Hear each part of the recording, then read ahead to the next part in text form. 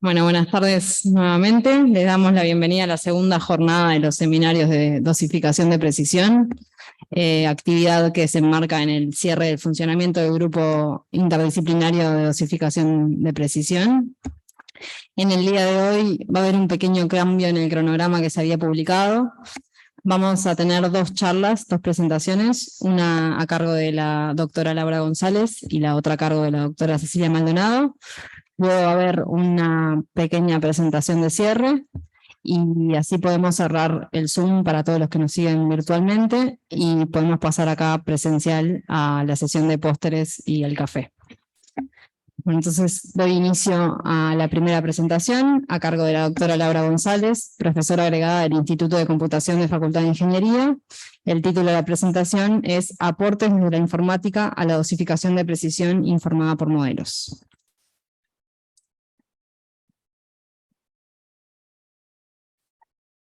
Bueno, buenas tardes a todos los presentes y los que están por Zoom. Gracias, Marianela, por la presentación.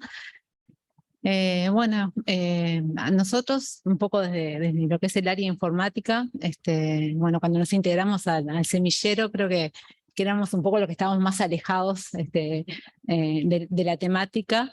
Si bien a todos los integrantes que participamos de esta área, en algún momento nos había tocado vincularnos con el área de la salud, la verdad en este tema, digo, no nos habíamos metido mucho.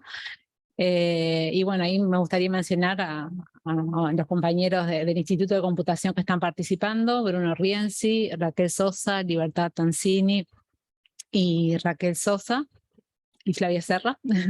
Sí, un poquito más cerca, ahí. Ok.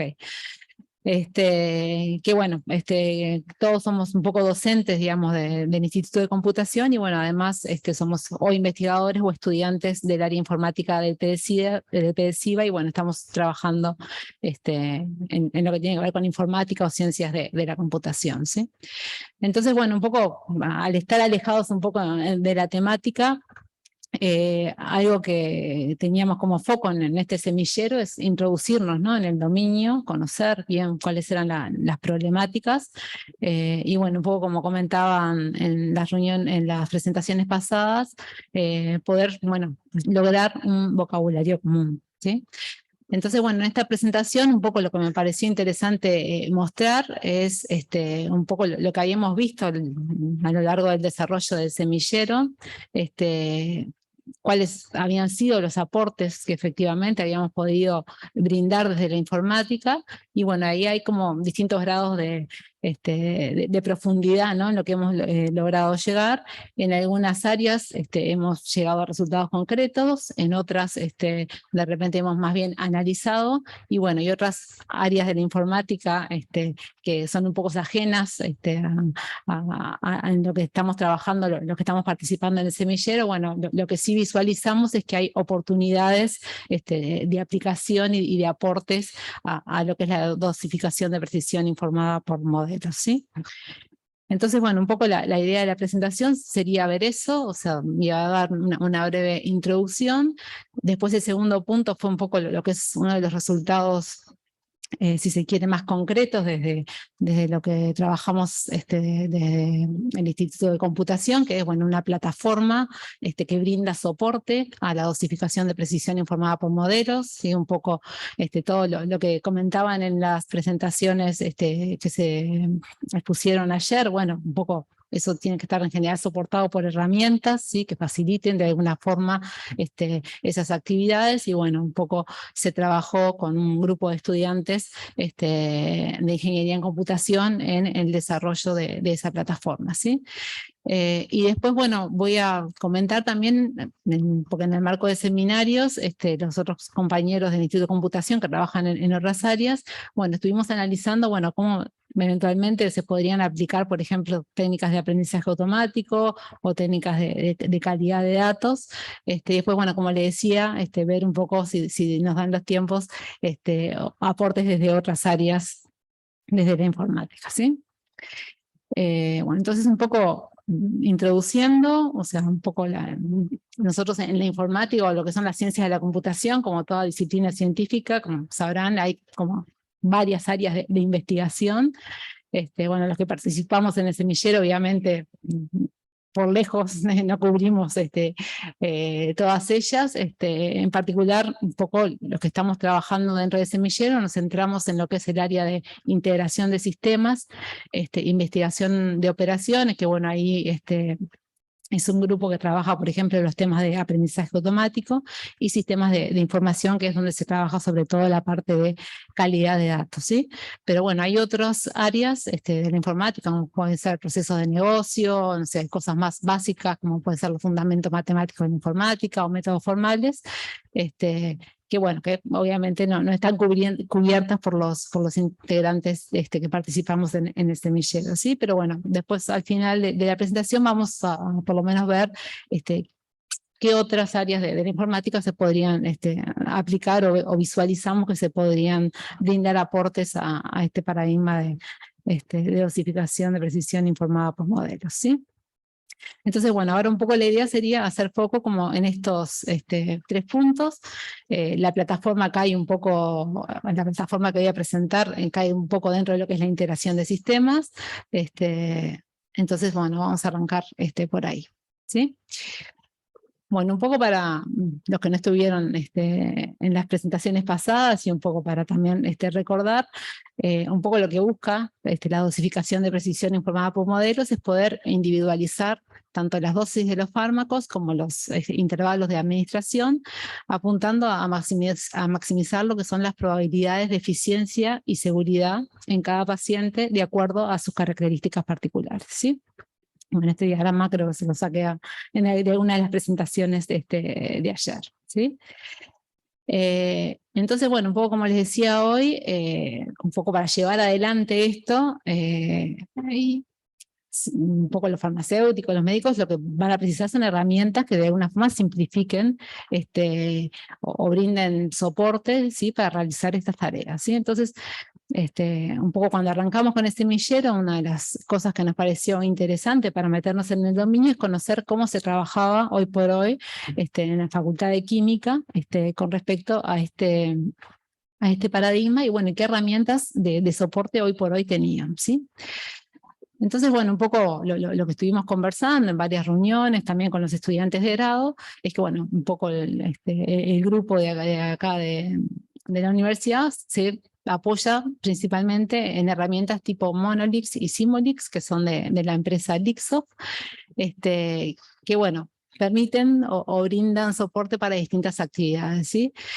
Monolix, un poco lo que permite, acá me corrigen si soy inexacta en alguno de los términos, pero bueno, un poco ahí permite cargar modelos y estimar parámetros tanto poblacionales como individuales, y bueno, y luego de que se hace eso, Simulink lo que me permite es hacer simulaciones, ¿sí? De cómo, por ejemplo, actuaría un determinado fármaco en un paciente con determinadas características, ¿sí? Entonces, bueno, un poco lo que nos comentaban Manuel y su equipo, un poco la forma que hoy por hoy trabajaban con eso, ¿no? Ellos hoy por hoy tenían, por ejemplo, un modelo poblacional, si hoy iba un paciente que nunca había tomado ese fármaco, se hacía una primera estimación de parámetros con el sistema Monolix, ¿sí? Que es un sistema de escritorio, en base a eso se generaban algunos archivos de configuración que se debían poner en el sistema de archivos. Eso después, digamos, lo que resultaba del sistema Monolix se cargaba en Simulix para hacer las simulaciones. Y bueno, ahí se tenía una primera simulación, si se quiere, poblacional, ¿no? Sin tener en cuenta cómo, por ejemplo, había afectado el fármaco en el paciente en otras administraciones, ¿sí? Bueno, una vez que se le administraba un determinado fármaco al paciente, ahí sí se podían tomar observaciones, por ejemplo, de las concentraciones del fármaco en la sangre, y bueno, ahí de vuelta se tenía que, con archivos de configuración, cargar esos datos, ahí de vuelta el farmacéutico con el Monolix estimaba ahí ya parámetros individuales, y bueno, y después de vuelta se cargaba en el Simulix y ahí se hacía una simulación ya más individualizada considerando esas observaciones, ¿sí?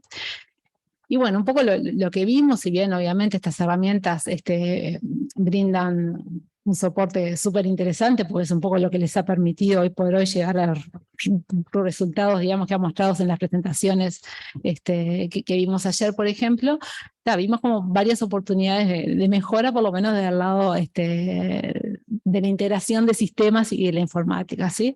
Esta forma de trabajo, bueno, como verán, para el farmacéutico es bastante engorroso, porque tiene que tener N aplicaciones abiertas. Básicamente la integración de los sistemas la está haciendo el propio farmacéutico, sacando datos de un sistema y poniéndolos en otro y creando archivos de configuración. Y bueno, eso es obviamente susceptible a errores, a pérdida de información, entre otras cosas, ¿sí? También, por ejemplo, si había otro farmacéutico que eventualmente podía estar tratando al mismo paciente, como que no había forma de compartir esa información, ¿no? O sea, esto sería la computadora del primer farmacéutico, esta sería la computadora del segundo, y bueno, ahí se tenían como datos que estaban de alguna forma aislados y no se podían compartir. Entonces, bueno, un poco ahí vimos una primera, como decía, ¿no? Oportunidad de mejora y también tomando ya en el marco del semillero un enfoque bottom-up, dijimos, bueno, vamos a atacar el problema que también nos va a servir para crear un vocabulario común, conocer un poco más la temática, ¿sí? Y bueno, y ahí un poco fue que surgió la idea de FINLIX, que FIN es por Facultad de Ingeniería y LIX por lo de los productos de Lixoft, que bueno, un poco se apuntó, un poco en conjunto con los estudiantes del proyecto de grado, que acá les dejo la referencia, ya está publicado en el Colibrí, el informe del proyecto de grado. Y bueno, un poco se apuntó a abordar esas problemáticas, ¿no? Decir, bueno, ¿cómo podemos hacer para que el farmacéutico no tenga que interactuar con N aplicaciones, sino que tenga una única interfaz consolidada y que, bueno, sea responsabilidad de esa plataforma, ¿sí? El poder interactuar con los distintos sistemas, crear los archivos de configuración que haya que crear, y que, bueno, para el usuario final sea lo más amigable posible, ¿sí? Entonces, bueno, un poco lo que desarrolló el proyecto de grado fue, bueno, un poco esta plataforma que, bueno, que se integra con las aplicaciones de Lixoft, además agrega una parte que es la gestión de pacientes, y bueno, y permite la simulación de posologías de fármacos, tanto con parámetros poblacionales como individuales, ¿sí? Yo voy a hacer una demo ahora, pero previamente, bueno, voy a mostrar un poquito cuál es la idea de la plataforma. Acá, en lugar de que el farmacéutico interactúe directamente con Simulix o con Monolix, lo que va a estar haciendo es interactuando con una aplicación web, ¿sí? Cuya interfaz es la que veíamos acá, ¿sí? Y bueno, como les decía, este servidor, esta aplicación web, va a ser la que va a estar interactuando con Simulix y Monolix para darle los resultados de las simulaciones a los farmacéuticos, ¿sí? Y bueno, ahí resolvíamos un poco varias de las problemáticas que teníamos, ¿no? Por ejemplo, que el farmacéutico tuviera que interactuar con N aplicaciones, y además esto también permite de alguna forma compartir información, ¿no? Si dos farmacéuticos están trabajando con un mismo paciente, bueno, que eso se pueda aprovechar, ¿no? Y tener esa información centralizada, ¿sí? Algunas de las funcionalidades que brinda, digo, no vale la pena entrar en detalle, pero bueno, principalmente yo creo destacar lo de crear modelos, ¿sí? Crear un modelo para hacer las estimaciones y luego las simulaciones. Después permite simular y además permite cargar observaciones, que es lo que nos va a permitir después poder tener simulaciones más precisas, ¿sí? antes de entrar a lo que a lo que fue el desarrollo de la plataforma, dijimos, bueno, pero vamos a ver si ya no hay alguna herramienta, ¿no? Que de alguna forma resuelva alguna de estas cosas que queremos resolver nosotros, ¿no? Entonces, bueno, un poco esto sale directamente de la tesis de grado de los estudiantes, se hizo un relevamiento de algunas herramientas, y bueno, ahí destacamos que, bueno, estaban algunas veces bastante limitadas en el número de fármacos que manejaban. Las que no eran gratuitas eran las que de repente tenían más cantidad de fármacos. En ninguna había como esa posibilidad de extensibilidad o flexibilidad, que son dos características de calidad de software que en general nosotros buscamos, y en casi ninguna, en esta última un poquito limitada, el poder crear o editar modelos, ¿sí?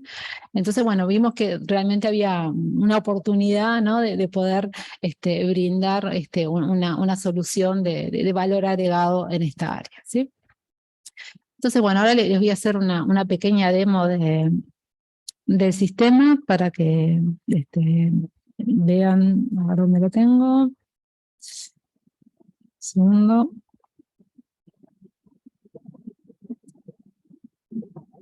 Lo tenía abierto y se ve que se me cerró.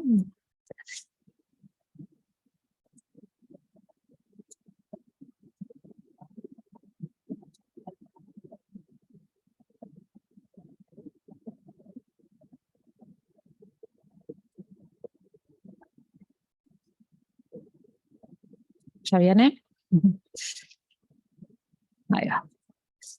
Bueno, esto, como le decía, es la plataforma que se accede a través de un explorador web. Bueno, que están los estudiantes, Agustina Droco, Tomás Pacal y Agustín Piroto. Y bueno, un poco lo que permite hacer esta plataforma, bueno, acá es el usuario público, pero bueno, uno se podría registrar. Acá vamos a iniciar sesión en la plataforma. Ahí está iniciando sesión Tony Pacheco. Y bueno, a partir de ahí uno va a poder, por ejemplo, registrar un nuevo paciente o realizar simulaciones, ¿sí? Ahí se registra un nuevo paciente que de repente es la primera vez que viene a la clínica. Ahí se está registrando a Diego Forlán. Se dan algunos datos del paciente. Ahí se creó el paciente. Y bueno, después se iría a la parte de simulación, que en particular ahí hay cargados dos modelos. En particular acá vamos a simular con la ciclosporina. Y bueno, ahí nos pide el número de cédula de lo que es el paciente que recién acabamos de ingresar. Ahí dice la siguiente. Bueno, ahí nos pide algunas covariables, porque esto se pide porque es la primera vez que el paciente se va a administrar este fármaco, ¿sí? Y bueno, a medida que esto se va completando y a medida que vamos avanzando en el proceso, la propia aplicación es la que se va conectando con tanto el Monolith como el Simulink para estimar los parámetros y para realizar las simulaciones, ¿sí? Entonces acá ya se creó al usuario y ahora la idea es poder simular cómo serían la administración de 3 tratamientos con ese fármaco, ¿sí? Y acá lo que nos vamos a hacer es crear 3 tratamientos variando el intervalo de administración y la dosis, ¿sí? Ahí, como ven, bueno, este es cada 10 horas, 100 miligramos. Y bueno, y ahí antes de simular me brinda toda esta información de qué es lo que se va a simular. Y bueno, cuando se pone a simular, eso por atrás se comunica con el Simulink y nos brinda esta información, ¿sí? Todo integrado, digamos, en la pantalla, ¿sí? Ahí, bueno, está la información de los 3 tratamientos. Bueno, ahí se pueden hacer distintas cosas en la gráfica, como ocultar uno, ver un poco más en detalle la información de uno,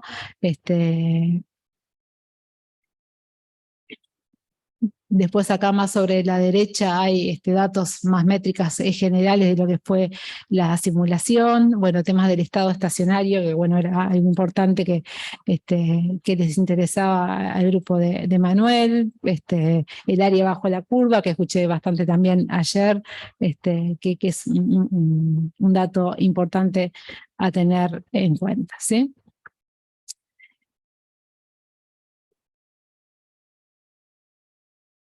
Y bueno, creo que por ahí, bueno, otra cosa que permite es un detallecito, después de generar un reporte, esto se baja un PDF con la simulación generada.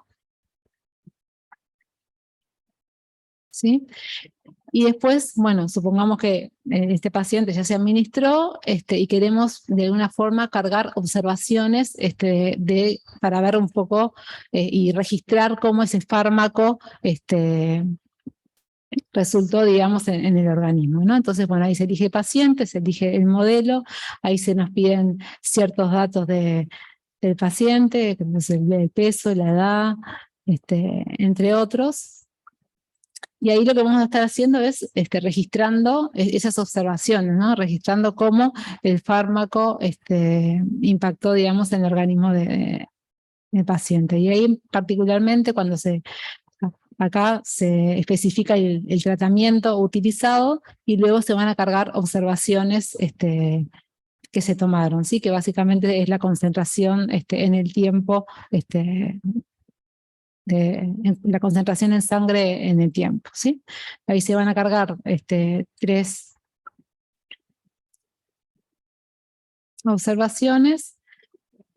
Ahí se va a guardar, ahí como les decía, esto va a ir contra el Monolix, se van a reestimar los parámetros ahora individuales, y de esta forma la próxima vez que se realice una simulación, esa simulación ya no va a ser con parámetros poblacionales, sino ya van a ser con parámetros individuales, o sea que va a ser como una simulación mucho más precisa porque va a estar tomando en cuenta esas observaciones. ¿Sí? Ahí para el mismo paciente se realiza una simulación, ¿sí?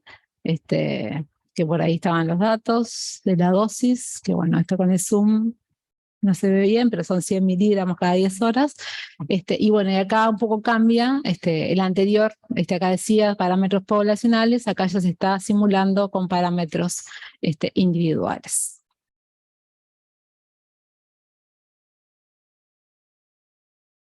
Y bueno, y por último, un poco, esto más para no para entrar en detalle, porque se ve además un poco chiquito, es la posibilidad de agregar nuevos modelos a la herramienta, ¿no? Que como vimos en el relevamiento que se hizo de herramientas existentes, era algo que no todas la proveían, ¿sí? Entonces esto es básicamente la configuración para agregar, esto lo haría un administrador, ¿no? Para agregar un nuevo modelo, especificar, bueno, cuáles son las variables, cuáles son los outputs, que eso después se va a reflejar en lo que se le pide al usuario cuando quiera hacer una simulación o cargar una observación. ¿Sí? Bien, entonces bueno, seguimos un poquito con la presentación. A ver si ahí. Perfecto. Bueno, entonces, tienen que ver. Ahí va. Esto va a tener varias pantallas. Ahí va. Ahora sí. Bueno, entonces un poco para resumir esta línea de trabajo más en lo que tiene que ver con integración de sistemas, bueno, nosotros únicamente en esta área como que vemos también mucha potencialidad de trabajo futuro, ¿no? Algo que habíamos estado hablando es, bueno, nosotros acá nos enfocamos esta plataforma en los productos de Lixoft, Simulix y Monolix, pero bueno, hay otros productos que vimos, por ejemplo, de código abierto, que sería interesante probar y que incluso eventualmente la herramienta pueda no estar restringida a utilizar únicamente esos productos, sino que, bueno, eventualmente pueda simular o estimar parámetros utilizando la herramienta que más se ajuste a las necesidades concretas, ¿sí? Bueno, otra cosa que vimos es un poco lo que sería la integración con la historia clínica electrónica, ¿no? Eso yo creo que sería como en dos vías, ¿no? Primero, el poder obtener datos de la historia clínica, por ejemplo, para enriquecer los modelos, ¿no? Poder encontrar otras relaciones entre las distintas características de los pacientes. Y por otro lado, me parece que también, incluso lo vi en algún trabajo reciente, el que, bueno, los resultados, digamos, de estas administraciones y las observaciones que hoy por hoy estamos cargando en este sistema se puedan impactar, ¿no? en la historia clínica electrónica, que seguramente pueda enriquecer también otras áreas de trabajo, ¿sí? Y bueno, y eso se vincula también con la siguiente área, la tercera área, o línea de trabajo que vimos, que bueno, ver un poco aspectos de seguridad, ¿no? Acá obviamente estamos trabajando con información sensible de pacientes, tanto si obtenemos datos de la historia clínica como si queremos registrar, ¿sí? También algo que vimos y que entendemos que facilitaría un poco el trabajo en esta área es poder utilizar y definir estándares.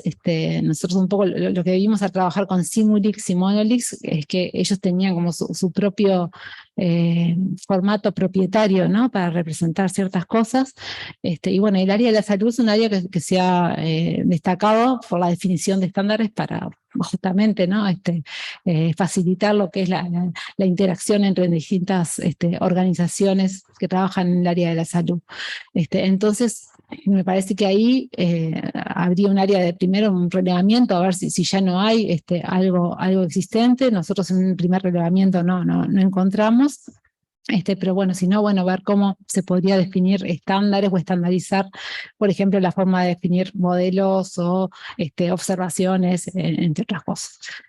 Y bueno, otra cosa también que estuvimos hablando, hoy por hoy la herramienta soporta un modelo por fármaco, y bueno, Manuel nos comentaba que muchas veces podrían llegar a tener capaz que varios modelos por fármacos, y que bueno, capaz que sería interesante poder tener un resultado consolidado, ¿no? Tomando los resultados o las simulaciones de distintos modelos. Entonces creo que por ahí también hay una extensión interesante en esta área. ¿Sí? Muy bien. Eso con lo que tiene que ver de integración de sistemas. Ahora un poquito rápidamente, pues yo estoy un poquito en hora. La idea sería ver un poco las otras áreas de trabajo, que no son mi área, pero bueno, creo que por allá está Libertad, si no me equivoco, y cualquier cosa me apuntás, y bueno, y Flavia, que trabajan en calidad de datos, ¿sí? Bueno, un poco como le decía, un poco por el perfil de los integrantes que trabajamos en el semillero, bueno, estuvimos viendo o analizando en algún taller, bueno, cómo podíamos aplicar, por ejemplo, técnicas de aprendizaje automático a este paradigma de dosificación de precisión, ¿sí? Entonces, bueno, acá brevemente, esto es una caracterización de los tipos de aprendizaje automático. Está el aprendizaje supervisado, que un poco lo que se apunta ahí es a desarrollar modelos predictivos, basándose tanto en datos de entrada como de salida, y el no supervisado, que bueno, un poco lo que apunta se basa solo en datos de entrada, y bueno, apunta a descubrir de alguna forma representaciones internas o relaciones entre los datos que a priori no se conocían, ¿sí? Y acá, bueno, sacándolo de unas slides de Libertad, acá hay un ejemplo de lo que sería un aprendizaje supervisado, ¿sí? Donde nosotros tenemos un conjunto de acá de frutas, tenemos manzanas y peras, ¿sí? Y nosotros de alguna forma podemos etiquetar o decir que tienen tales características, ¿no? Son de forma de círculo y son rojas, entonces es manzana, ¿no? Acá tenemos, tienen una forma de óvalo, son verdes, medias amarillentas, y bueno, en ese caso son peras, ¿no? Entonces, de esta forma como que creamos ese modelo. Y bueno, y esto inserto en un modelo, después nos va a permitir que cuando nos llegue algo que no sabemos si es una manzana o una pera, bueno, nos permita decir efectivamente en qué categoría de alguna forma cae, ¿sí? Y bueno, ahí un poco un ejemplo dentro de lo que es el área de la salud, bueno, se podría construir un modelo de reingresos en hospitalización, ¿no? Entonces, por ejemplo, en base a algunas características de los pacientes que sabemos que han sido reingresados en hospitalización o no, bueno, poder de alguna forma, cuando un paciente sale, saber si tiene, qué probabilidad tiene, ¿no? de reingresar o no. Y bueno, este sería el no supervisado, ¿sí? Donde, bueno, como les decía, tenemos básicamente datos de entrada, sí tenemos algunas características, ¿sí? de esos datos, y bueno, y en base a eso, como que, bueno, un poco lo que se hace es como obtener relaciones o clústeres, ¿no? Digamos, de esos datos, ¿no? Y bueno, acá un ejemplo en el área de la salud sería, bueno, agrupar pacientes para trasplantes, conociendo algunas variables que a priori no tendrían ninguna relación evidente, pero bueno, la idea justamente de estas técnicas es poder justamente descubrir esas relaciones, ¿sí? Entonces, bueno, acá también vemos mucho potencial, acá fue muy cortito el aprendizaje automático, pero bueno, vemos que hay bastante potencial acá para poder aplicar, ya sea para, bueno, por ejemplo, no sé si descubrir o, bueno, identificar otras covariables, ¿no? O sea, poder también predecir cómo va a reaccionar un determinado paciente con determinado fármaco de acuerdo a determinadas características, ¿sí? Y bueno, y por último, que está un poco también relacionado con esto, y el otro día hablando con Paula, esto un poco, muchas veces las técnicas de aprendizaje automático están muy basadas en los datos y muchas veces no contamos con datos de buena calidad, ¿no? Entonces, bueno, ahí hay como otra área de trabajo que es justamente el tema de la calidad de datos, ¿sí? Primero, una breve definición, o sea, cuando hablamos de calidad de datos, en general hablamos de características que tienen que tener esos datos, por ejemplo, correctitud, qué grado de actualización tienen, y bueno, también se define como, bueno, la capacidad de cumplir con los requerimientos necesarios para el uso que le voy a dar a los datos, ¿sí? Capaz que para determinado uso la calidad de un dato es buena y para otro uso no es lo suficientemente buena. Por eso, bueno, también una definición que usamos muy a menudo es que la calidad de datos es la adecuación de los datos para su uso, ¿sí? Acá, digamos, quizás capaz que lo complicado es que, bueno, muchas veces no contamos con datos de buena calidad. Lo bueno es que desde lo que es los sistemas de información, hace ya muchísimos años que se viene trabajando en esta área, entonces es como que hay también mucho conocimiento, ¿sí? Generado en esta área, ¿sí? Bueno, acá algunos ejemplos, bueno, cuando hablamos pueden haber, los problemas de calidad pueden venir, por ejemplo, por errores de digitación, entonces, bueno, esto es un dato que no es correcto, pueden venir, o se pueden dar también inconsistencias, ¿sí? Por ejemplo, estas son películas, y acá dice que el último año de remake es anterior al año que fue la película, entonces, bueno, ahí se tiene una inconsistencia. O pueden haber datos de completitud, ¿no? Acá tenemos que el director no sabemos quién es para esa película, ¿sí?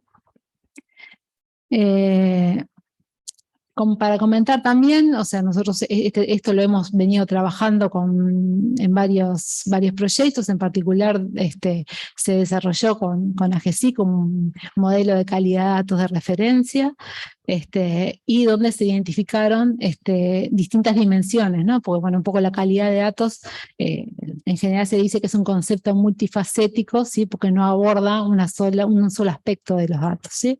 Entonces acá, por ejemplo, bueno, vemos temas de correctitud, consistencia, unicidad, completitud y frescura, ¿sí? Este marco está disponible y creo que es un buen punto de partida para poder abordar el tema de calidad de datos, ¿sí? Y por último, un poco para redondear, hoy les decía que también como que había mucho conocimiento generado en esta área, y de hecho hay de alguna forma metodologías, ¿sí? Que nos permiten desde, bueno, poder analizar cuáles son los procesos de negocio para los cuales nos interesa tratar la calidad de los datos, poder realizar actividades de conocimiento de los datos y estimación de la calidad. En base a eso, generar un modelo de calidad, ¿sí? Que básicamente un modelo de lo que veíamos o tiene la estructura de esto que veíamos anteriormente. Y bueno, luego de que ese modelo lo que nos va a permitir es medir la calidad, y bueno, una vez que se mide la calidad, uno va a poder determinar, bueno, cuáles son las causas de esa mala calidad, y ahí finalmente eso probablemente se tenga que, bueno, o realizar una limpieza de los datos o reestructurar un sistema, porque bueno, un poco las causas de la mala calidad pueden venir desde varios lados, ¿sí? Y bueno, y por último, obviamente, esto no es un proceso que se hace una vez y se termina, sino que bueno, continuamente hay que estar monitoreando la calidad de estos datos, ¿sí? Entonces, un poco la buena noticia en esta área es que hay bastante hecho y bastante background, y bueno, también capacidades, digamos, acá en Uruguay en este tema, ¿sí? Y bueno, para cerrar, hoy, como les decía, hay como dentro de lo que es la informática, la ciencia de la computación, muchísimas áreas.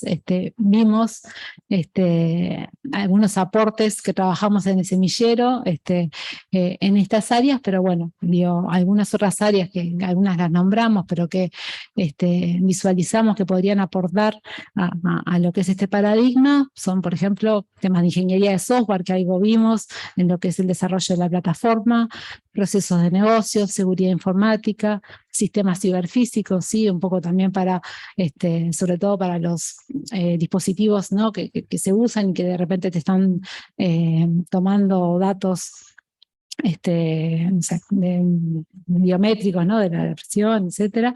Entonces, bueno, ahí vemos también varias oportunidades en ese sentido, que bueno, obviamente quedaron por fuera del alcance de lo que fue el semillero, pero que nos parece que podría estar interesante explorar. Bueno, por acá termina la presentación. Bueno, disponible para la pregunta.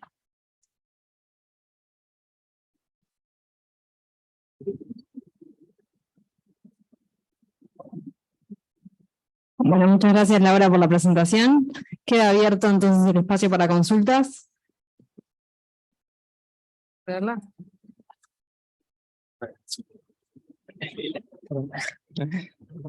Buenas.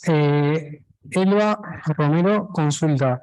Si en el caso de monitorización de fármacos puede haber, que en el caso de monitorización de fármacos puede haber diferentes técnicas analíticas para medir el fármaco, desde cromatografía, con detección de masas, web visible y hasta inmunoensayos. Y nos pregunta si han hecho pruebas para retar a la herramienta con su capacidad de predicción en estos diferentes escenarios, referido a Finglix. Entiendo que no, capaz que contestamos, Manuel. Hola, Elba, ¿cómo estás? No, porque o sea, básicamente lo que hace la plataforma es usar un modelo que vos tengas desarrollado ya, y vos lo podés evaluar, dentro de ese modelo podés evaluar la capacidad predictiva, pero usando otro software, o sea, la evaluación de la capacidad predictiva del modelo per se sería algo independiente de lo que es la plataforma. Esta plataforma sería utilizable una vez que tú validaste un modelo, lo evaluaste su capacidad predictiva, estás conforme con esa capacidad predictiva y luego importás ese modelo en esta aplicación que te permite automatizar su uso en el ámbito asistencial. Pero bueno, la evaluación de la capacidad predictiva corre aparte y es un proceso que hay que hacerlo antes, un poco como mostró Martín en su presentación de ayer para Data Olympus. ¿Tenemos otra pregunta?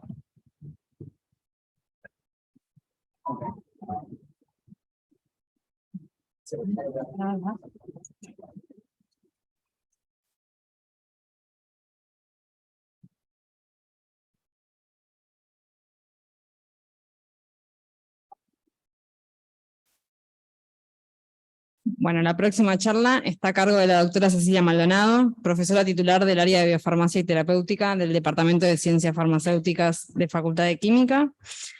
El título de la presentación es Dosificación de precisión en el Hospital de Clínicas.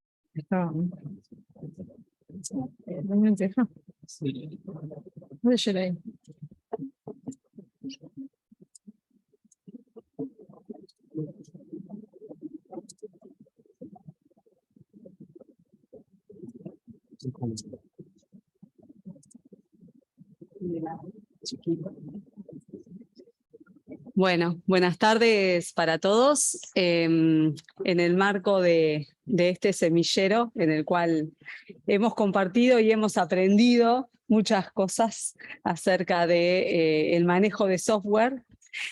La idea de esta presentación es traerles un poco lo que hemos estado implementando como grupo de investigación, pero a su vez como laboratorio asistencial, con diferentes problemáticas que se nos han acercado, ya sea por trabajos de investigación que es referentes a nuestros estudiantes de posgrado, pero también a raíz de diferentes inquietudes que nos presentan presentadas por el cuerpo médico del Hospital de Clínicas. ¿Ah? Simplemente nosotros estamos hace ya más de 30 años acá en el Hospital de Clínicas por un convenio entre la Facultad de Química y la Facultad de Medicina, ¿sí? Y desde un principio ha sido objeto de esta unidad de monitoreo tratar al paciente de forma integral, no presentar resultados simplemente como un número aislado, sino tener en cuenta características que tienen que ver con la fisiopatología, la edad.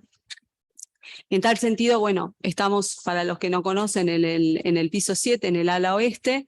Tenemos una capacidad analítica, ahora que Elba lo comentaba, ¿no? de dosificación a través de equipo automatizado y a través de equipo por HPLC.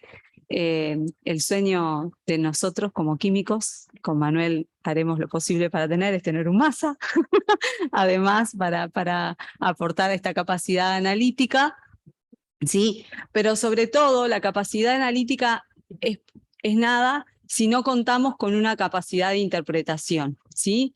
Y es así que desde los comienzos de la unidad, la idea de poder integrar las características del paciente, ¿sí? Variabilidad fisiopatológica, su edad, ¿sí? Su sexo, la comedicación como formas de coadyuvar a ese número, a que sea interpretado de una mejor forma, siempre han sido nuestro norte.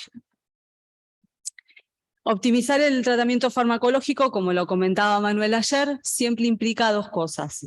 Pensar en que el tratamiento sea lo más eficaz posible, o sea, llegar a aquellas concentraciones que hacen que ese tratamiento tenga como objetivo, ¿sí?, la mejora de la patología sufrida por el paciente, pero siempre también el tema de la seguridad en los tratamientos es algo que no solamente es parte de las preocupaciones diarias al momento de informar, sino que muchas veces es el porqué de una solicitud de dosificación por parte del cuerpo médico. En general, en un principio uno tiende a pensar que la monitorización de fármaco tiene como objetivo principal llegar a concentraciones eficaces. Pero muchas más veces, nos pasa para ciertos grupos farmacológicos específicamente, la seguridad está atrás de esa solicitud de dosificación. Y es por esto que nosotros nos establecemos, ¿sí?, desde esos dos pilares, ¿sí? Poder hacer un comentario farmacoterapéutico que llegue al médico desde el punto de vista de lo que él necesita. En general, nosotros comenzamos trabajando con fármacos de estrecho margen terapéutico. Pero hoy en día nos ha sucedido que como unidad con una capacidad analítica no automatizada, que por suerte ha venido en crecimiento, cada vez son más los fármacos que no presentan un estrecho rango terapéutico y para los cuales se nos solicitan la validación de técnicas analíticas. Obviamente que para poder individualizar el tratamiento farmacológico es deseable contar con parámetros con buena relación, ¿sí? Farmacocinética, farmacodinámica.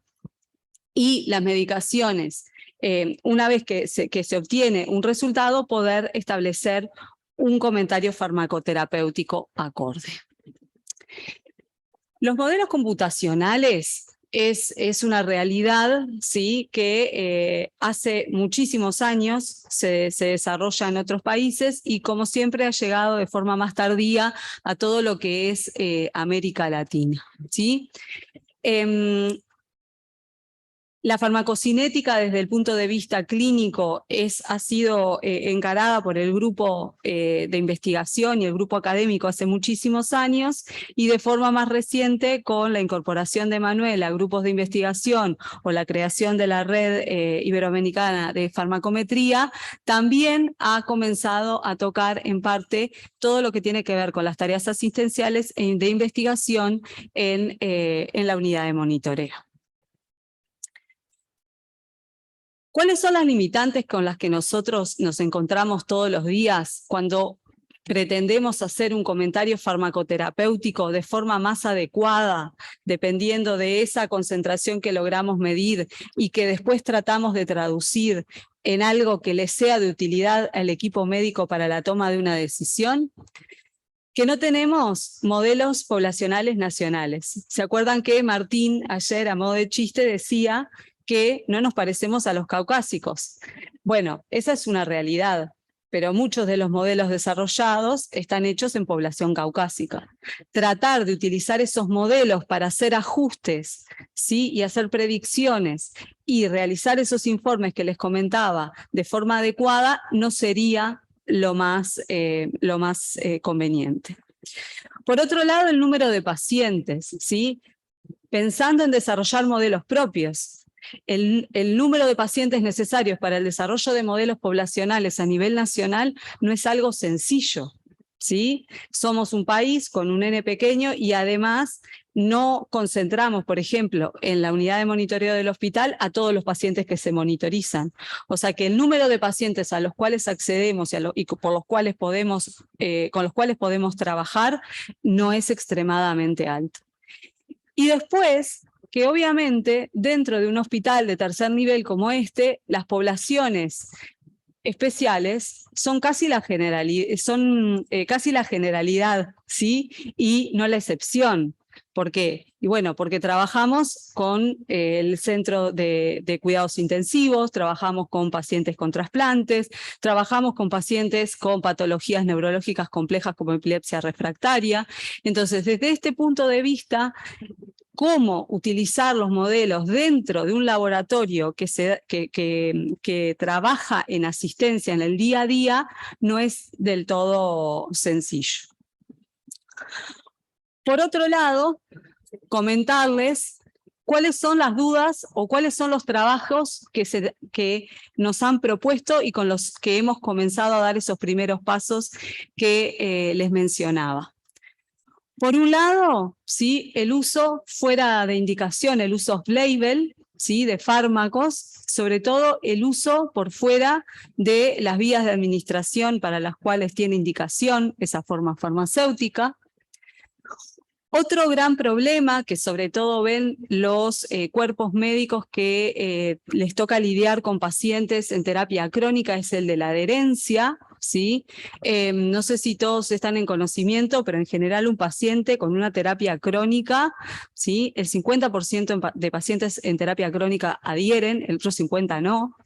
Y para el médico muchas veces es difícil tomar la decisión de adecuación, por ejemplo, de una dosis, no sabiendo si el paciente adhiere o no al tratamiento. Entonces, también la forma de cómo medir esa adherencia es parte de los trabajos que se nos han propuesto. Ayer Martín les hizo toda una presentación de todo lo que tiene que ver con ajustes posológicos, ¿sí? Cómo ajustar la posología de un fármaco que es altamente variable y que a su vez se aplica a una población altamente variable como lo es la de los trasplantados renales. Pero esto nos pasa prácticamente, como les decía, en muchísimos de los casos. Cuando tenemos que hacer ajustes posológicos de pacientes con utilización de, por ejemplo, antibióticos, tenemos pacientes con funcionalidades renales normales, pacientes con sustitución de la función renal, pacientes en cuidados intensivos que sufren sepsis, shock séptico. Entonces, en realidad, el ajuste posológico, ¿sí?, tiene que tener en cuenta todos esos perfiles. La otra cuestión que por años se ha investigado, que comenzó con la profesora Marta Vázquez, tiene que ver también con la cuestión de las reacciones adversas y su relación con las concentraciones, ¿sí? Y eso es algo en el cual el equipo de investigación siempre ha hecho énfasis y para lo cual también comenzamos a trabajar en diferentes modelos. Use of label. Esta es un trabajo que llevó a cabo la estudiante de posgrado Florencia Oriquio con levetiracetam en una población en cuidados paliativos. En nuestro país, el levetiracetam tiene dos formas farmacéuticas, o dos tipos de formas farmacéuticas, las de vía oral y las de vía intravascular.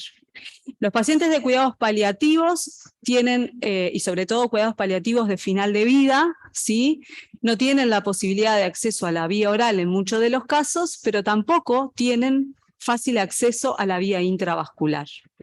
Entonces, era interés de un grupo de investigación poder evaluar, ¿sí?, si efectivamente al tratar a los pacientes con una forma farmacéutica para dosaje intravascular por vía subcutánea, los pacientes alcanzaban concentraciones efectivas y no presentaban efectos adversos.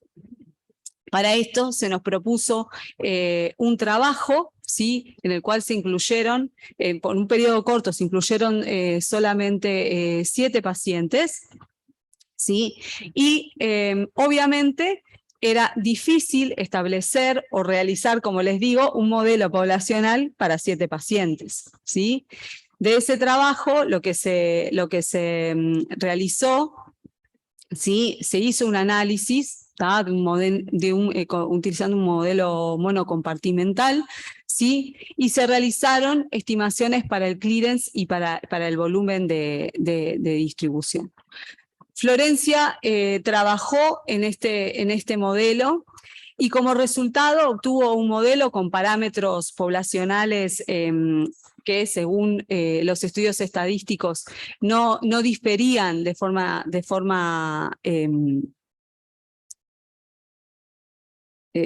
se me fue la palabra, no tenían una gran diferencia con los modelos poblacionales reportados para pacientes adultos en general, si bien en el caso de la estimación de clearance, teníamos un clearance un tanto más bajo que los clearance poblacionales, debido a que este es un fármaco, ¿sí?, que se administra, que se elimina por vía renal.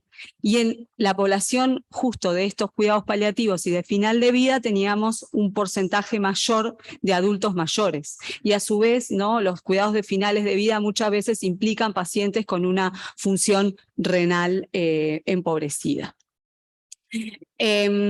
Logramos hacer un estudio de las concentraciones, ¿sí?, las cuales vieron que se mantenían dentro de los rangos establecidos como poblacionales efectivos, ¿sí?, los pacientes dejaron de convulsivar, ¿sí?, y bueno, las reacciones adversas en este caso, que también era parte del seguimiento que se realizó, fueron leves y solamente tuvieron que ver con la parte de las reacciones a nivel local en el sitio de inyección.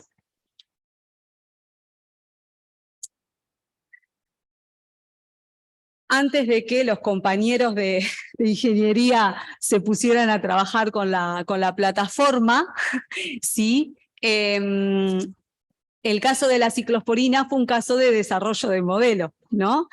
Para llegar a esas ecuaciones, Martín, también como parte de sus estudios, comienzo de estudios de posgrado, hizo el desarrollo de un modelo. En este caso sí pudimos acceder, porque teníamos un N de pacientes un poco más grande, un modelo poblacional para ajuste de ciclosporina, ¿sí?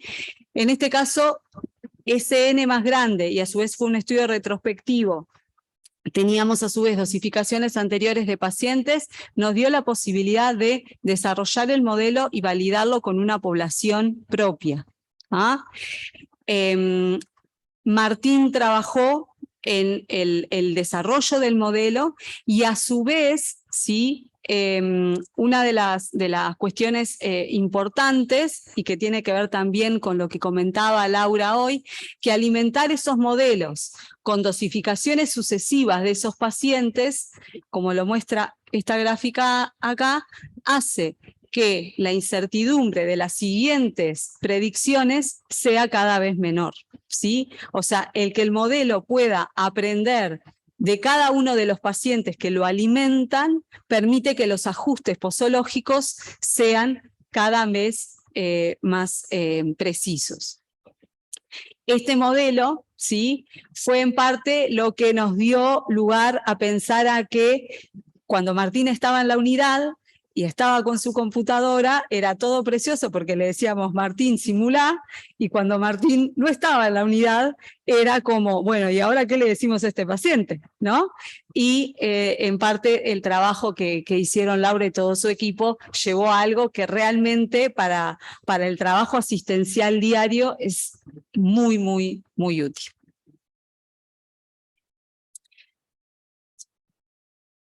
Florencia, a quien no paran de hacerle consultas, volvió a tener otro desafío. El nuevo desafío de Florencia tenía que ver con la terapia antirretroviral, con dolutegravir, y en este caso estaba el efavirenz todavía, ya le dijeron adiós en los tratamientos antirretrovirales en este hospital, y dentro de poco le van a decir adiós al dolutegravir, pero bueno, en este caso la idea era hacer como un seguimiento de los pacientes, lograr establecer la adherencia de los pacientes a los tratamientos con antirretrovirales, que como les comenté, ya son parte de la terapia crónica y por lo tanto susceptibles a ser ineficaces por adherencia en un 50% de los pacientes, y poder lograr la conjunción de diferentes herramientas para la medida de la adherencia. ¿Tá? ¿Cuál es uno de los problemas que le tocó a Florencia enfrentar, no solamente en el dolutegravir, sino en otro de los fármacos que les voy a comentar un poquito después, que es el micofenolato? Que los cuestionarios de adherencia, si uno los realiza, parecen, sobre todo los validados, que constan de 4 preguntas muy, muy sencillas, y la mayoría de los pacientes te va a decir a todo que sí, y vos le vas a decir, este paciente es como readherente, pero cuando vas a ver la evolución clínica, hay algo que te está fallando. Entonces, la complementación con monitorización terapéutica le da a ese seguimiento de la adherencia un plus. La cuestión es que logramos reclutar una serie de pacientes, ¿sí? Pero por dificultades de logística no era posible tener muestras predosis. En el monitoreo terapéutico de medicamentos, medir las concentraciones a predosis es como la vedette, ¿no? Es como la glicemia en ayunas. Entonces, muchísimos de los rangos que se utilizan son a predosis. Y teníamos 13 pacientes y les habíamos sacado las muestras correspondientes, pero ¿contra qué los íbamos a comparar si esas concentraciones no eran a predosis? A no ser los de más abajo que tenían concentraciones por debajo del límite de cuantificación, todos estos pacientes tenían concentraciones cuantificables, pero nosotros no le podíamos, ¿sí?, asegurar al médico si ese paciente adhería efectivamente o no. ¿Ah? porque no lo podíamos comparar con ningún tipo de rango. Es así que trabajando con la ayuda también, como pasó con el del levetiracetam, ¿sí? De Manuel, Martín también ya acoplado a la unidad, dio su gran mano para estos ensayos y estudios, ¿sí? Es que buscando modelos, ¿sí? Poblacionales que nos pudieran ayudar a poder interpretar esas concentraciones, nos encontramos con este modelo que tenía las covariables que Florencia tenía ya consignadas de las historias clínicas de los pacientes en seguimiento. Había muchos más modelos, pero de esos otros modelos no había las covariables que se necesitaban. En el caso, sí, por ejemplo, de los antirretrovirales que se administran en pacientes inmunodeprimidos, ¿no? Como a veces pasa con los pacientes VIH positivos, la terapia, por ejemplo, antituberculosa no es algo tan raro, entonces, por ejemplo, la covariable rifampicina en el clearance del fármaco es algo muy importante a consignar, porque evidentemente va a afectar el aclaramiento del mismo.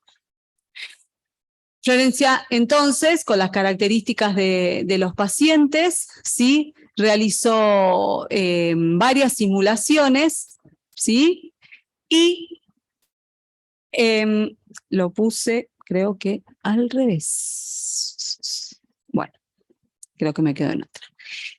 Lo que ocurrió fue que se estableció como un intervalo de confianza, ¿tá? Entre las concentraciones simuladas para poder establecer si las concentraciones efectivamente medidas caían o no dentro de ese intervalo, para efectivamente poder comparar las concentraciones que ella tenía a las 13 horas, bueno, con las concentraciones a las 13 horas predichas por la simulación. Y para el caso de los pacientes que se encontraron por fuera de ese intervalo, ¿sí? Fuimos tratando de entender por qué no se correspondían esas concentraciones con las predichas. En algunos casos, por ejemplo, en el caso 5 y en el caso 11, o en el caso 1, ¿sí? La concentración observada era menor que la predicha, o sea, se sospechaba no adherencia, pero a su vez el cuestionario, ¿sí? Daba que el paciente era no adherente. ¿Tá? En este caso, además, ¿tá? Otra de las medidas de adherencia tiene que ver con el retiro de la medicación en el servicio de farmacia, y ese es un dato al cual Florencia también accedía, pero ya ven que en este caso, por ejemplo, ¿sí? Los retiros de la farmacia eran los adecuados y sin embargo igual los pacientes no cumplían con el tratamiento. En este caso, por ejemplo, en estos dos casos, lo que ocurrió es que detectamos una interacción farmacocinética.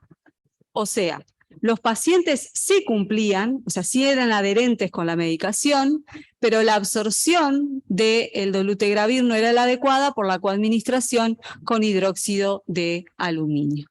Y en este último caso, nos quedamos con la duda, nos dio al revés, que la concentración observada era mayor que la concentración predicha, ¿sí? Y quedó como en suspenso tratar de ver cuál era alguna de las otras covariables. Bueno, también Florencia realizó estudios para ver cuál era la diferencia entre los clearance, ¿sí? Del dolutegravir cuando no estaba coadministrado con rifampicina y sí estaba administrado con rifampicina.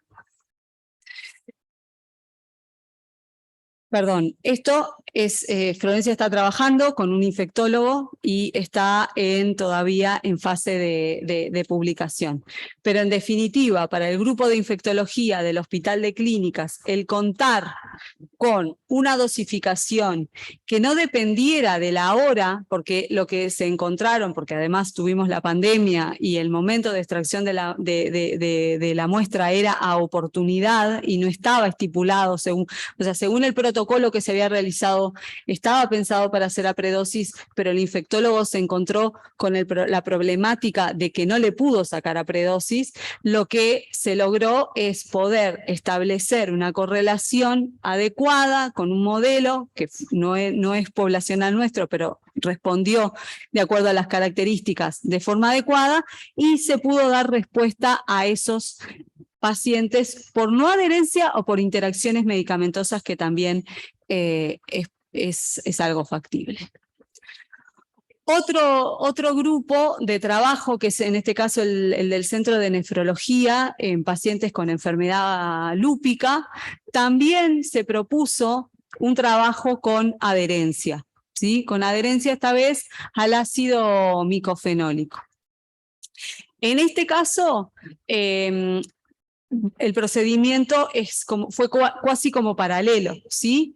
Hacer un cuestionario de adherencia para evaluar la misma, y por otro lado, hacer dosificación a esos pacientes para evaluar sus concentraciones plasmáticas. Y realizar simulaciones utilizando Simulix con este modelo de De Winter para poder evaluar si los pacientes eran adherentes o no. ¿Ah? En este caso, en la primera tabla aparecen, ¿sí?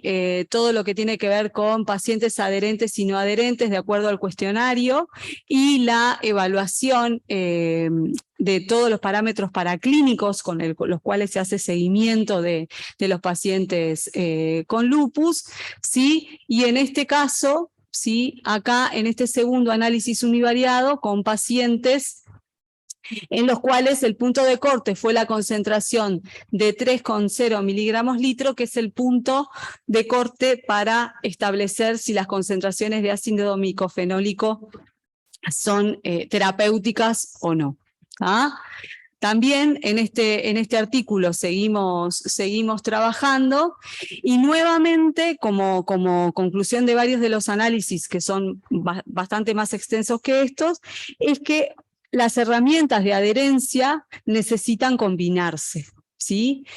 El cuestionario por sí, y bueno, el que nosotros utilizamos como base fue el de Morinsky Green, que solamente consta de 4 preguntas que son extremadamente sencillas, en general tiende a sobreestimar la adherencia. ¿Ah? Y el cuerpo de nefrología lo que hizo fue agregar otra serie de preguntas, ¿tá? Para tratar de ahondar más, y con las características de la parte cinética, o sea, las determinaciones de concentraciones, lo que llegamos es a la conclusión de que en este caso, sí, más del 50% de los pacientes no adhieren al tratamiento. ¿Qué sucede con la no adherencia muchas veces? Y acá lo que está es algo que puede a veces chocar. Bueno, y es que tiene que ver, como siempre decimos, con que la parte de modelado, si no es interpretada de forma integral y adecuada, no da los resultados quizás esperados. Porque el no adherir de un paciente no necesariamente implica que ese paciente no se tomó la medicación, quizás se la tomó. No se la tomó de la forma adecuada como está indicado. Y eso muchas veces implica, capaz que una vez por semana, ¿sí? Olvidarse de una dosis. O de forma diaria, no tomar la medicación a las 7 y a las 19, por ejemplo. Pero eso modifica, ¿sí? Lo que son las predosis y las concentraciones de acuerdo a los modelos. ¿Tá? Y ayer cuando hablaban, y bueno, hoy Laura hablaba de la calidad de los datos, en este tipo de estudios es extremadamente importante, porque la predicción de las concentraciones para poder establecer si están adentro o no de esos rangos va a depender pura y exclusivamente que yo realmente esté comparando concentraciones predichas con concentraciones observadas a la hora efectiva en la que la paciente se le extrajo la muestra. ¿Ah? Acá hay, es una tablita en la cual se muestra que para la mayoría de los pacientes que dan no adherente por cuestionario, terminan también dando no adherente por la determinación de concentraciones. Y por último, y este es el último trabajo de Alejandra Schiavo en su tesis de posgrado que está realizando con el doctor Manuel Ibarra y con el profesor Pietro Fajolino, este trabajo tiene que ver con reacciones adversas. Hace muchos años el grupo de investigación, como les decía, viene trabajando con las reacciones adversas y particularmente la reacción adversa de hiperamonemia por ácido valproico, ¿sí? Es una reacción adversa que nosotros entendemos está totalmente subestimada, porque el parámetro paraclínico que se puede medir, que es el amonio en sangre, muchas veces no es un parámetro de seguimiento para los pacientes en tratamiento con ácido valproico. Nosotros teníamos algunos trabajos en los cuales además habíamos terminado de correlacionar la incidencia de ese efecto adverso, ¿sí? Con los niveles circulantes de un aminoácido no esencial como es la N-carnitina, y cómo el ácido valproico, ¿sí?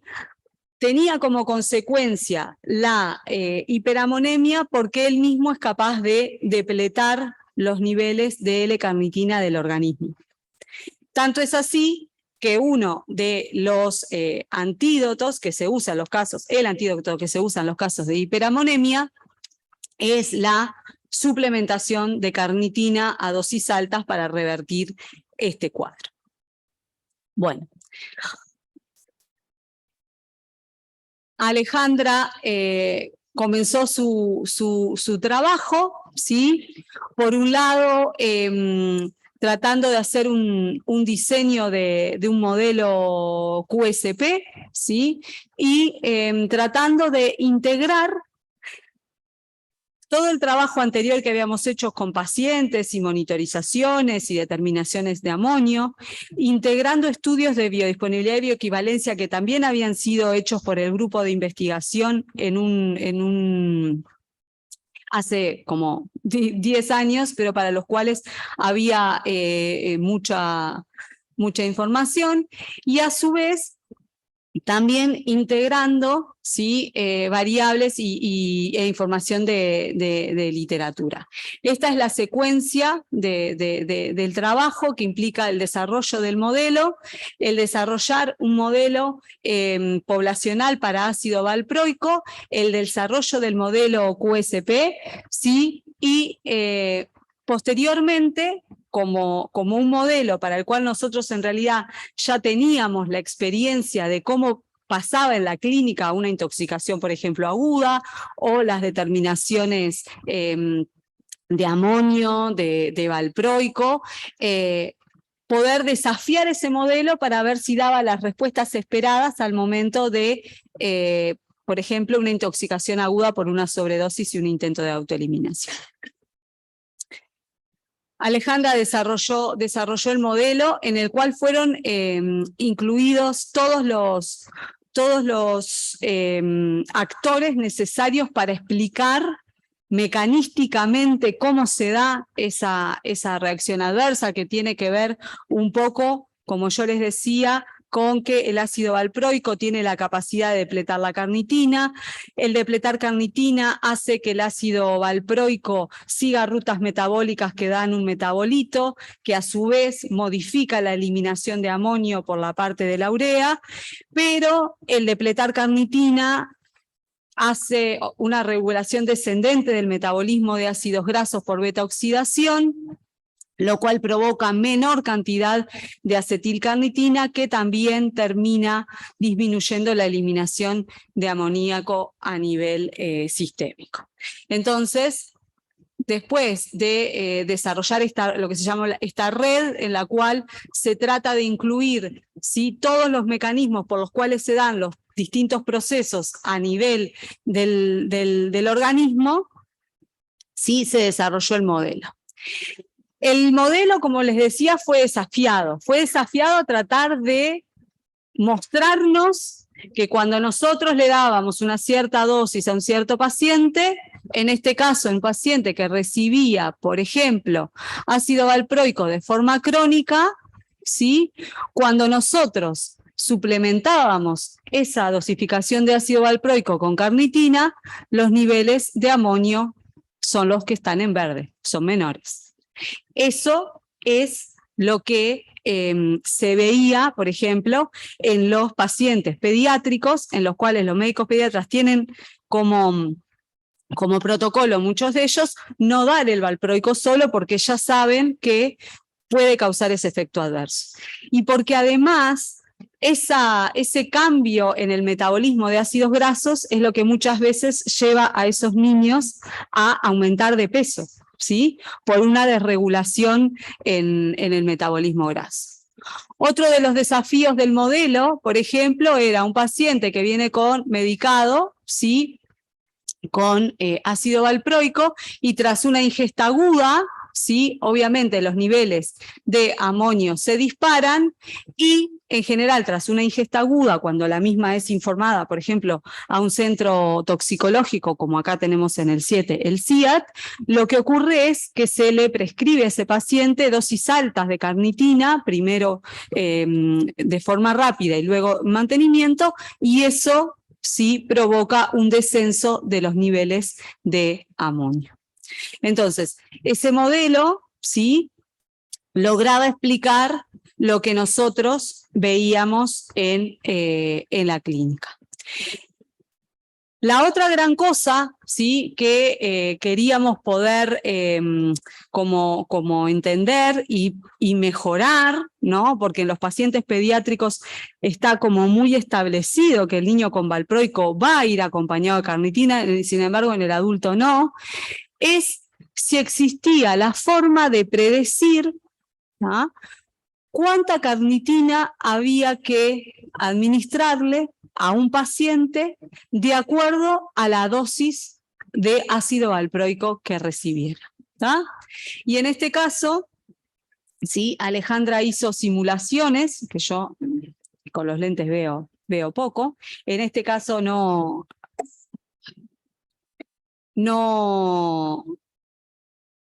hay, sí, en este hay 0,25 gramos cada 12 horas, ¿sí? En este caso hay 500 y en este caso hay 1 gramo, esta es la dosis de ácido valproico, ¿sí? Y acá cada cajita de estas implica, ¿sí?, cuánta es la dosis de carnitina que debe darse, de acuerdo a la dosis de valproico, para que los niveles de amonio desciendan, ¿sí? Y como ven, en este caso, por ejemplo, con la dosis, la primera es roja, es no darle carnitina, ¿tá? En la medida que las dosis de valproico aumentan, las posibilidades de tener hiperamonemia también aumentan, y las dosis de carnitina son cada vez más grandes para poder tener al paciente con niveles de amonio normales, que son, por ejemplo, los que se mantienen acá en estas cajitas violetas. Entonces, por ejemplo, para un paciente, ¿sí?, que recibe 1 gramo de ácido valproico 1 gramo día, 0,5 miligramos de ácido, 500 miligramos de ácido valproico cada 12 horas, ¿sí?, necesitamos por lo menos que reciba el doble para mantenerlo dentro, ¿sí?, de los valores más bajos de valproico. Esto es una pauta posológica que, bueno, tendremos que tratar de ver si es factible de ser trasladada a la clínica. Pero el haber podido modelar la reacción adversa, el haber podido modelar, ¿sí?, la terapia de rescate, y también aproximar cuantitativamente, porque de eso se trata el sistema, ¿no?, de farmacología cuantitativa, ¿sí?, a cuánto de antídoto hay que administrar de acuerdo a la dosis que recibe el paciente, también creemos que es un gran avance. Y bueno, este trabajo, que ese es el graphical abstract de todo el trabajo que hizo Alejandra, que fue muy arduo, que estuvo mucho basado también en la experiencia clínica que teníamos desde la unidad del manejo de las intoxicaciones con ácido valproico. Por suerte se vio redondeado en una de las últimas publicaciones del grupo de investigación.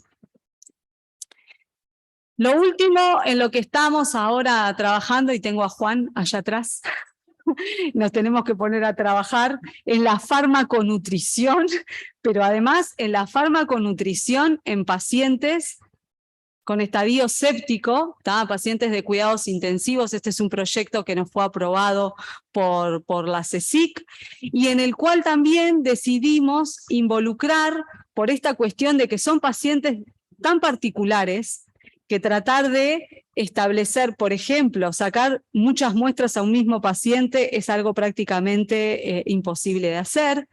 El número de pacientes que se pueden, por ejemplo, monitorizar en un periodo de un año tampoco es extremadamente alto. Entonces, maximizar las probabilidades utilizando modelos para mejorar la toma de decisiones creo que es parte de lo que hemos comenzado a trabajar y en lo que pretendemos continuar trabajando. Y bueno, desde el área de biofarmacia terapéutica, que es parte también integral de la unidad de monitoreo de medicamentos, bueno, la capacidad instrumental, como se los comenté, la tenemos ya de base, pero pretendemos mejorarla. Los recursos humanos, por suerte, continúan manejando y expandiendo sus capacidades de análisis. El estar hoy en día juntos como único grupo de trabajo e investigación es extremadamente importante para nosotros porque eso potencia el intercambio entre los más jóvenes y obviamente eso aumenta la capacidad de modelado y de simulación y la posibilidad de que tengamos respuestas que les sean de relevancia en el no tan largo plazo al equipo asistencial, que creo que es parte de los principales objetivos que perseguimos dentro de la unidad. Muchas gracias.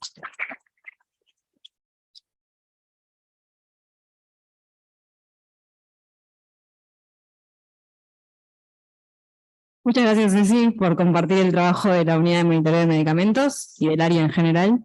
¿Hay alguna consulta en sala o por Zoom?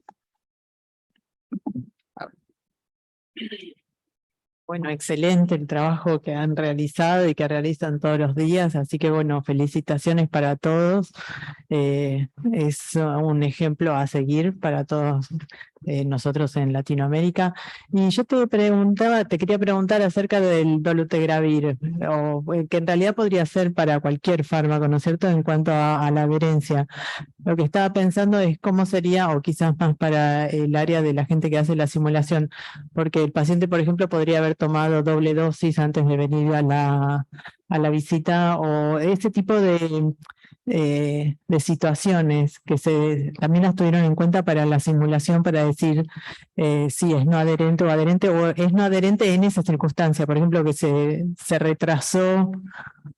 Bueno, lo que ocurre es que, bueno, se lo reintegra, o sea, cuando te pasan este tipo de cosas y tenés la posibilidad, muchas veces uno reinterroga al paciente, tratando de encontrar, y en ese punto, particularmente para ese paciente, no se encontró la explicación, pero es tal cual. O sea, la no adherencia también sería tomar el doble de dosis y detectar ese tipo de eventos también es importante, ¿no?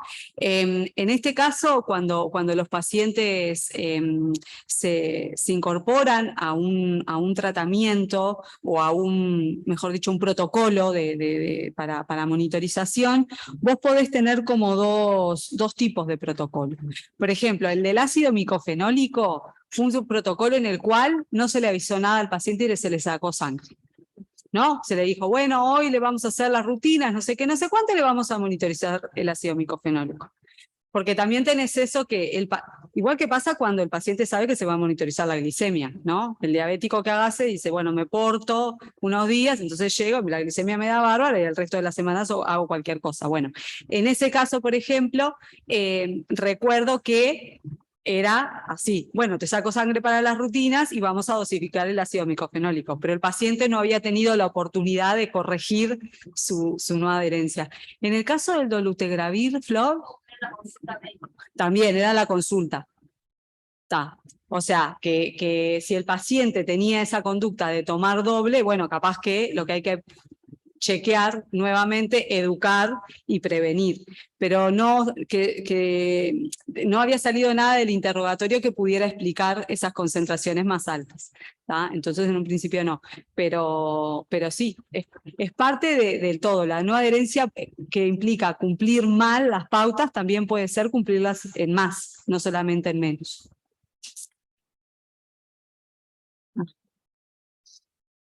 Sí. Una pregunta, cuando hablan que la muestra no es suficiente a nivel nacional, ¿no se puede integrar a las otras centros de salud de toda nuestra sociedad? Bueno, la idea es esa, e incluso parte de formar redes, no solamente a nivel nacional, también pueden ser, ¿no?, estudios multicéntricos a nivel internacional, ¿no? Pero en definitiva, cuando tú manejas el N de pacientes que utilizan a nivel, por ejemplo, ¿no?, de Asia, para hacer un modelado, te hablan de miles de pacientes. Pero claro, porque en ese caso nosotros estamos... Pero nosotros tampoco tenemos miles de trasplantados. Y no tenemos plato tampoco. Aunque la tuviéramos, porque el inmunosupresor se monitoriza muchas veces porque es parte del seguimiento para evitar el rechazo del injerto. ¿Tá? Eso es parte del protocolo, cada tanto se monitoriza. Pero igual no llegamos a tener el número de pacientes... Es lo mínimo que se necesita. A ver, que habitualmente es lo que se recomienda para tener la mayor variabilidad, para que el modelo sea lo más abarcativo para realmente permitirte predecir en un sinfín de situaciones, ¿no? Y fueran todos los hospitales de clínica de América Latina, por ejemplo. Bueno, ahí tendrías, por eso, ahí tendrías la posibilidad de colaboraciones, ¿sí? Y se pueden hacer, pero vamos a la genética. Todos los hospitales de clínicas de América Latina tendríamos, por ejemplo, ¿no?, que pensar en la variabilidad genética, que son poblaciones muy disímiles, y también, se podría plantear, no digo que no, es a veces difícil colaborar, sobre todo nosotros estamos insertos en el ámbito asistencial. Hay otros grupos de investigación que se dedican a este tipo de cosas, que a veces están más insertos en el ámbito académico y no tan clínico, o en el ámbito de investigación. Pero podría ser un desafío, hay redes en ese estilo. Y tengo otra pregunta del ácido valproico. Sí. Cuando tú hablas de la disminución del amonio, es en el sistema... El ácido valproico provoca un aumento. El aumento del amonio. Sí. ¿Influye sobre la masa grasa? No, son cosas... El amonio es la forma que tiene el organismo, ¿sí?, de eliminar nitrógeno, ¿tá? O sea, lo acopla al amonio, sí, a moléculas, forma urea, se elimina. Ese ciclo de la urea es lo que se frena. Pero por otro lado, el valproico tiene la capacidad de interrumpir el metabolismo graso, y por eso son los desbalances a nivel del metabolismo graso que se ven, por ejemplo, en los tratamientos crónicos con niños. Con adultos también, pero con niños es algo que en general al pediatra le preocupa mucho, y por eso muchas veces complementa. O sea, ¿el metabolismo graso? Aumenta siempre. No, el metabolismo graso disminuye, el niño aumenta de peso. Okay. El amonio aumenta en sangre porque disminuye su eliminación por el ciclo de la urea. ¿Está? Pero cualquier cosa ya lo entendí. Dale. Perfecto. Gracias de nuevo, Ceci.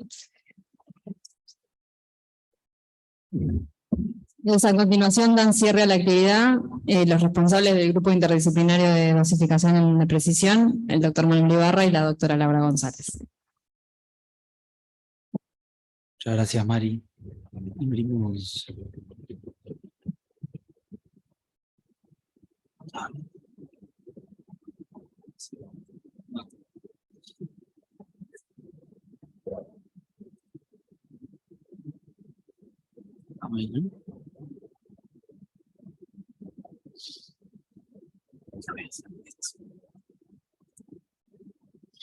Bueno, nada, para cerrar un poco la actividad de estos 2 días, queríamos, junto con Laura, hacer un redondeo. Vamos a ser breve, hace bastante calor, creo que afuera igual está peor, así que, y así tenemos el coffee break, va a ser como ending, ¿no? Con los trabajos de póster, para compartir un poco distintas aplicaciones en dosificación de precisión. Un momento, un poco después.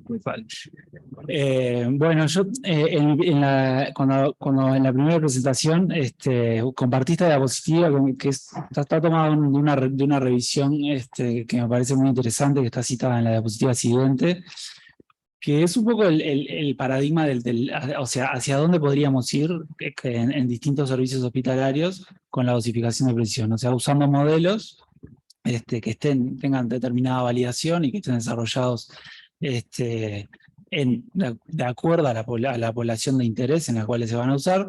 Esos modelos idealmente tienen que estar integrados a sistemas con la que hay una nube, ¿no? Sistemas digitales donde se permita la integración de datos en forma eficiente, en forma rápida. Todo eso involucra mucho de lo que estuvo compartiendo Laura hoy, por supuesto, o sea, plataformas que sean accesibles y que tengan esa capacidad de integración de información, y también, por supuesto, hay todo un tema de calidad de información que hay que evaluar ahí. Toda la recolección de información, o sea, en un principio los modelos que uno puede empezar a usar, por supuesto que desde el día 1 de comienzo de uso van a ser utilizados para informar la toma de decisiones, para individualizar la dosis. Pero también podemos hacer una evaluación continua del rendimiento de ese modelo y ir mejorando ese modelo con la información que pueda aparecer. Incluso evaluar otros aspectos de los pacientes y de los tratamientos que estemos evaluando con información que aparezca. Y eso, en ese sentido, todo lo que puede ser aprendizaje automático y bueno, la parte de Machine Learning ahí nos puede dar una mano enorme. Así que, bueno, un poco redondeando lo que es las plataformas y las herramientas que podríamos poner a disposición de, por ejemplo, un centro hospitalario o varios centros hospitalarios, como sería mucho mejor, para tener un insumo que informe la toma de decisiones racional basada en evidencia para individualizar los tratamientos. A principio esto es tomado de la misma revisión, y ahí les dejo la cita. Hay desafíos que son clave en dosificación de precisión informada por modelos, como por ejemplo, aspectos prácticos. Estuvimos compartiendo mucho. Todo lo que vieron en estas charlas también fue el fruto de, ahora les voy a mostrar, muchos talleres y seminarios que fuimos compartiendo, que fuimos intercambiando entre los distintos grupos que formaron parte en este proyecto, donde pusimos un lenguaje en común, tuvimos una integración de disciplinas, pudimos llevar a cabo eso en un proyecto puntual, que mostró Laura, y otros proyectos que se están llevando a cabo también entre grupos médicos y el área de biofarmacia, y también que se están llevando a cabo en Facultad de Veterinaria.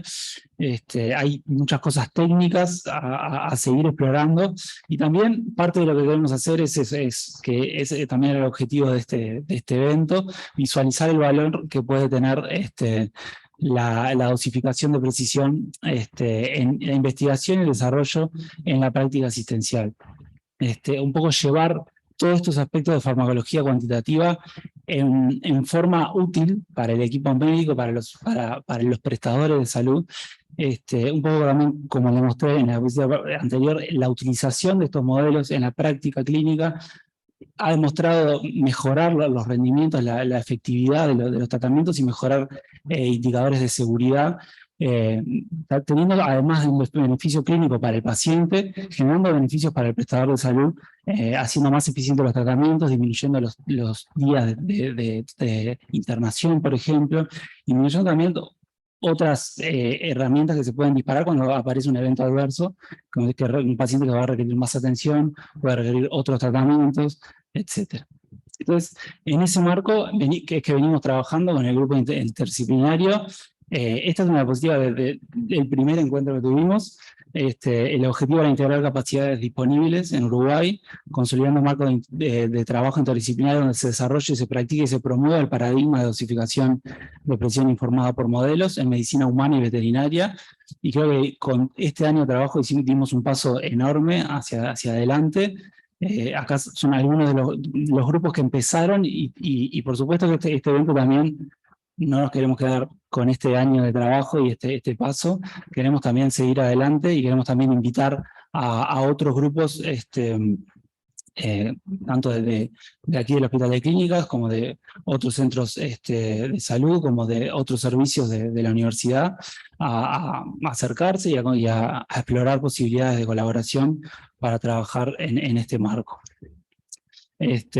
También algunos de los objetivos al principio que nos planteamos, caracterizar el contexto que tenemos en Uruguay, generar masa crítica de investigadores que intercambien conocimientos y esto de distintos grupos, apoyar proyectos de investigación. En estos días vimos muchos proyectos que se están llevando adelante y algunos que van a empezar a ser ejecutados a partir de este año, o sea que se generaron muchas cosas en este marco, y bueno, creo que también en ese sentido se adelantó mucho. Estas son un poco las actividades que tuvimos. Ven que nos atrasamos un poquito en el marco inicial, unos meses, ahí para el seminario final estaba planteado para diciembre, pero bueno, lo pudimos hacer ahora, cerrando lo que es este proyecto que estaba financiado por el espacio interdisciplinario. En fin, los resultados esperados, como tenemos vocabulario común, caracterizar el marco de trabajo, en lo cual estamos trabajando también para generar una publicación que seguramente busquemos compartir un poco con la comunidad local, o sea, una publicación que seguramente apuntemos a compartir en la revista médica del Uruguay, por ejemplo, donde podamos compartir la experiencia de este grupo y las oportunidades que hay en este marco de trabajo. Y bueno, creo que muchos de estos formación de recursos humanos, Laura presentó un trabajo de fin de grado de ingeniería en computación que se metieron de lleno en lo que es la farmacometría, en la aplicación de modelos en el ámbito clínico, y eso fue todo un desafío y todo un trabajo que dio sus frutos, como vimos. Acá yo quiero decirles que tenemos una página web, todas las diapositivas y las presentaciones grabadas van a estar disponibles, los vamos a comunicar y también los vamos a publicar en la página web del grupo. Tenemos un correo de contacto, también hay una mailing list para estar en contacto entre los miembros del grupo, pero nos pueden escribir para entrar en contacto. Y bueno, de mi parte, antes de dejarle a Laura unas palabras finales, yo agradecer al Hospital de Clínicas por alojarnos y por el apoyo que nos han dado para llevar adelante este evento y también por todos los grupos, la capacidad que hay aquí para llevar este tipo de marco adelante, creo que es muy importante.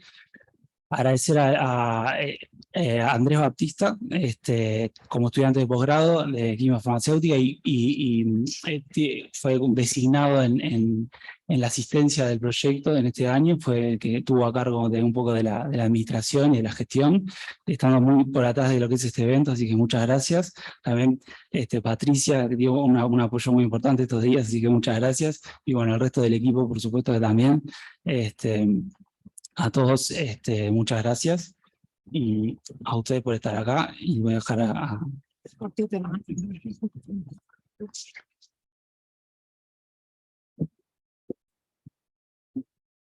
Bueno, también en principio agradecer al Hospital de Clínica por el poder alojar este evento, también a los compañeros del Instituto de Computación que me han acompañado también en este proyecto, aportando desde sus distintas áreas de trabajo.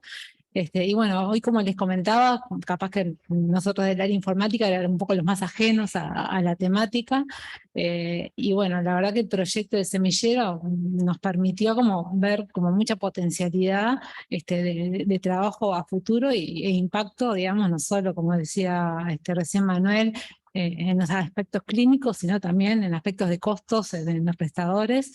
Entonces, a mí, digamos, viéndolo un poco desde afuera, conociendo también un poco lo que se hace a nivel de lo que es informática, industria del software, yo creo que hay una gran oportunidad de articular, ¿no? Todo un sector tanto público como privado, y bueno, en privado tanto en el área más farmacéutica como en el área de desarrollo de software y tecnología, para poder seguir avanzando, digamos, en esta temática, y bueno, poder lograr los resultados esperados y que tengan el impacto, digamos, que buscamos con este proyecto. Así que bueno, muchas gracias a todos por la participación, y bueno, obviamente, como decía Manuel, quedamos abiertos a colaboraciones con otros grupos, empresas, organismos que se deseen sumar a esta área de trabajo.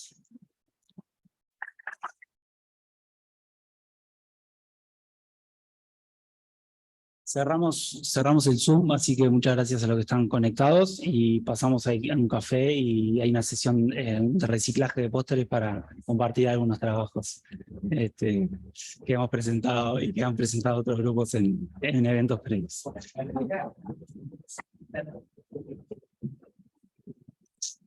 Muy bien.